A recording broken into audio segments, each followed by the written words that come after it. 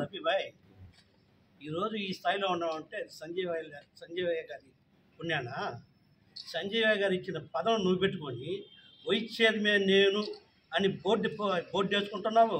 ఇప్పటికీ vice chairman నీకు ఒక పేపర్లో పసం పెట్టుకుంటున్నావు.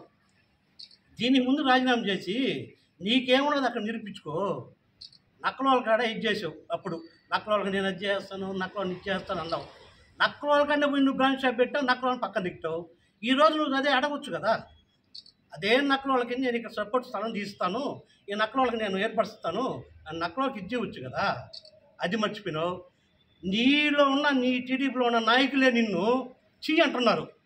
అది గుర్తుపెట్టుకో. ముందు నువ్వు చేసే పనులకి నీలో ఉన్న టీడీపీ నాయకులే నేను చీ అంటున్నారు. అది గుర్తుపెట్టుకొని నడుచుకో. మా సంజయ్ అడిగేంత స్థాయి నీది కాదు. నువ్వెంత పిల్ల బచ్చావు. నువ్వు నిన్న కాక మొన్న నువ్వు వచ్చావు ఒక స్థాయికి. దాన్ని గుర్తుపెట్టుకో. అది గుర్తుపెట్టుకొని మాట్లాడితే బాగుంటుంది.